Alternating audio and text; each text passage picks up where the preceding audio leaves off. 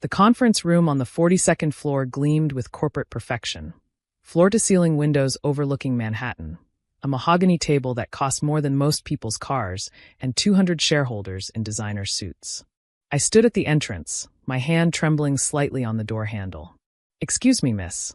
A security guard materialized beside me. "The catering staff uses the service elevator." I straightened my spine, clutching my leather portfolio tighter. "I'm not catering staff. I'm here for the shareholders' meeting." His eyes swept over my simple black dress, designer but understated. Nothing like the flashy displays of wealth filling the room. "Name? Elena Rodriguez." He checked his tablet, frowning. "I don't see. She's not on the list because she doesn't belong here." The voice cut through the murmur of conversations like a blade. My stepsister, Isabella Winters, stood in the doorway, her red designer suit screaming money and power. "Security, please escort the maid's daughter out." 200 heads turned. The room fell silent except for the hum of air conditioning. My stepmother, Catherine Winters, rose from her seat at the head of the table, diamonds glittering at her throat. "Elena," she said, her voice dripping with false concern. "How embarrassing for you. This is a meeting for actual shareholders of Winters Corporation. Not for household staff's children." A ripple of uncomfortable laughter spread through the room. I recognized many faces. People who'd eaten dinners at our house while my mother served them, who'd watched me grow up in the shadows of the Winters family, who'd never once acknowledged my existence beyond asking for more wine. "I have a right to be here," I said, my voice steadier than I felt.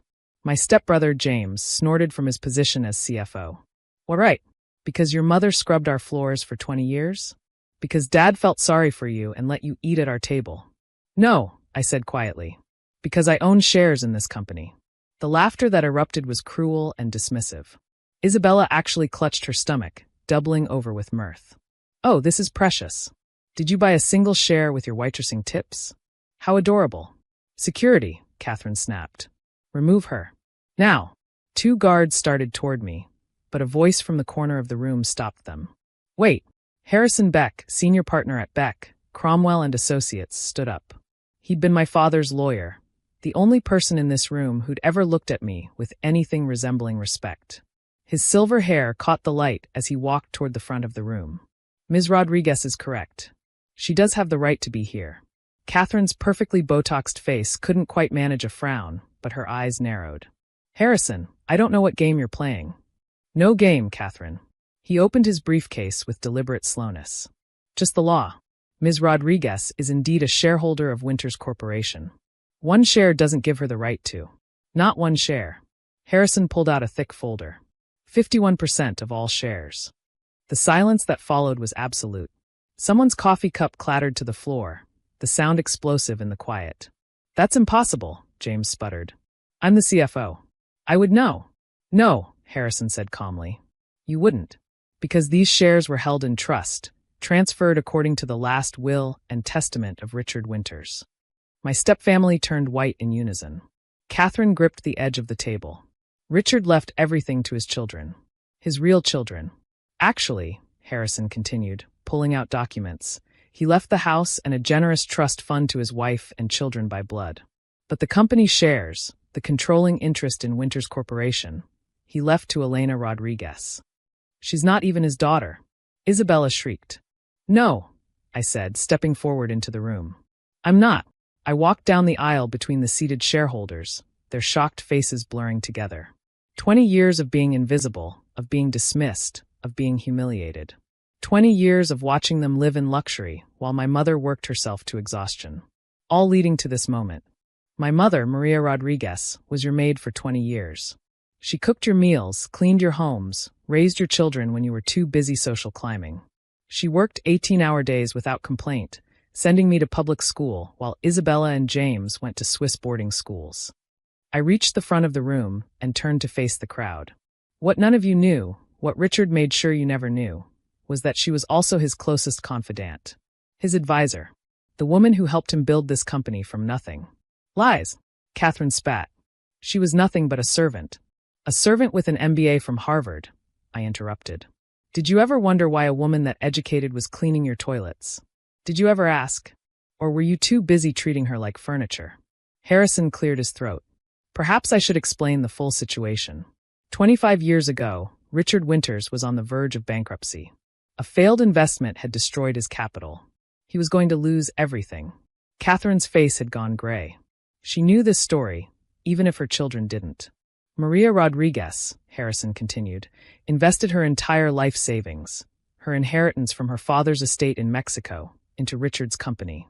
She became a silent partner, working as a maid to keep her involvement secret from competitors who would have exploited the information. That's ridiculous, James said weakly. Why would she? Because she believed in him. Because she was brilliant at market analysis. Because she loved him. The words hung in the air. I watched Catherine's face crumple as the truth she'd always suspected was confirmed. Not romantically, I clarified, though the damage was done. My mother loved Richard like a brother. They were friends from college. Did you know that, Catherine? Before my mother's family lost everything in a political upheaval? Before she came here with nothing but her education? I opened my portfolio and pulled out a photograph. My mother and Richard at their Harvard graduation, both young and smiling, arms thrown around each other's shoulders. She could have claimed her partnership publicly, could have demanded recognition. But Richard asked her to stay silent. Said it would be better for the company's image. Promised he'd make it right someday. None of this proves anything, Isabella said desperately. Even if she invested money. Everything is documented, Harrison interrupted. Every meeting, every strategy session, every pivotal decision that built Winters Corporation into what it is today. Maria Rodriguez was the architect of your father's success. And in his will, he finally acknowledged it. He pulled out the will, Richard's signature bold at the bottom. To Elena Rodriguez, daughter of my truest friend and partner Maria Rodriguez, I leave 51% of Winters Corporation shares, currently held in trust by Harrison Beck. It is my deepest regret that I allowed my cowardice and vanity to deny Maria the recognition she deserved.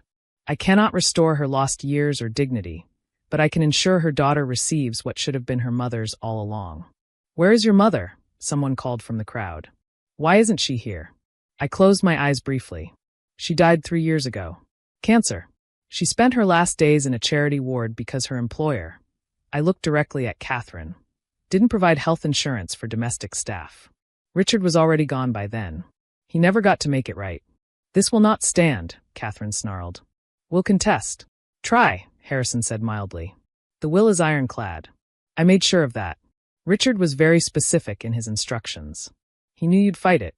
I pulled out another document from my portfolio. While you're processing this, you should also know that as majority shareholder, I'm calling for a vote of no confidence in the current CEO. I looked at Catherine. That would be you. You can't. I can. I have 51%. And I believe the company needs leadership that values all its employees, not just those born into privilege. You know nothing about running a company, James shouted. Stanford MBA, graduated summa cum laude, I responded. 5 years at Goldman Sachs. 3 years at McKinsey. Currently managing partner at Rodriguez Capital, which has averaged 30% returns for the last 2 years. Any other questions about my qualifications? The room exploded into chaos. Board members huddled in corners, whispering frantically. Catherine, Isabella, and James stood frozen, their world crumbling around them. One elderly board member, Thomas Chun, raised his hand. Ms. Rodriguez, what are your intentions? I smiled for the first time since entering the room. My intentions? To run this company the way my mother would have, with intelligence, integrity, and respect for every single person who contributes to its success, from the executives to the cleaning staff. I looked at my stepfamily. You're all welcome to stay, if you can work under those conditions.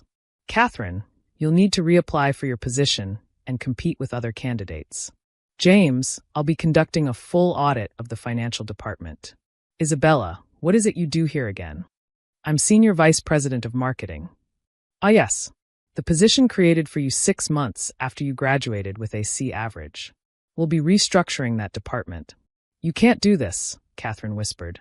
This is our company. Our legacy. No, I said firmly. It was built on my mother's brilliance and sacrifice. You just lived in the house it paid for. And speaking of the house, I'm not evicting you. I'm not that cruel. But you should know that it, too, was left to me. You're welcome to stay as my tenants. I'll even give you the family discount on rent. Harrison began distributing copies of the share certificates to the board members. The reality was sinking in. The maid's daughter they'd dismissed, mocked, and humiliated for 20 years now owned their world. There is one more thing, I said as security finally removed Catherine, who'd begun screaming threats. Effective immediately, all Winters Corporation employees will receive comprehensive health benefits, including domestic staff. No one who works for this company will ever die in a charity ward again. A scatter of applause broke out among some of the younger board members. Thomas Chin stood up slowly. Ms. Rodriguez, I believe I speak for several of us when I say we look forward to your leadership. The meeting continued for another 2 hours. I fielded questions, outlined my vision, and watched my stepfamily's allies abandon them one by one. By the time it ended, Catherine had been voted out as CEO, James had been placed on administrative leave pending the audit, and Isabella had resigned rather than reapply for her made-up position. As the room emptied, Harrison approached me. Your mother would be proud. Would she? I asked, suddenly exhausted. She spent 20 years being humiliated by these people, never fighting back, never demanding what was hers. She was protecting you, he said gently. Richard wanted to tell the truth years ago, but Maria refused. Said Catherine would destroy you if she knew. Make your life hell. She wanted you to have a normal childhood, get your education, build your own success. Then, when you were ready, she let them treat her like nothing to protect me. And now you've restored her legacy. You've claimed what was always rightfully hers. That's all she ever wanted. I sank into the CEO's chair, my chair now. Through the windows, Manhattan stretched out below, glittering with possibility. On the wall, a portrait of Richard Winters stared down at me. I made a mental note to commission one of my mother to hang beside it. My phone buzzed. A text from Isabella. You've destroyed our family. I typed back. No. I've reclaimed mine. Then I deleted her number and got to work. There was a company to run, employees to protect, and a legacy to honor. My mother had spent 20 years in the shadows, building an empire she never claimed. Her daughter would spend the next 20 making sure everyone knew her name. Maria Rodriguez. The maid who built Winters Corporation. The woman who chose dignity over recognition. The mother who sacrificed everything so her daughter could one day walk into a boardroom full of people who dismissed her and claim what was always hers. The maid's daughter did belong here. She always had. It just took 20 years and a piece of paper to make them see it. But oh, what a sight their faces had been when they finally did. Thanks for watching. See you again in the next video. Stay stunned.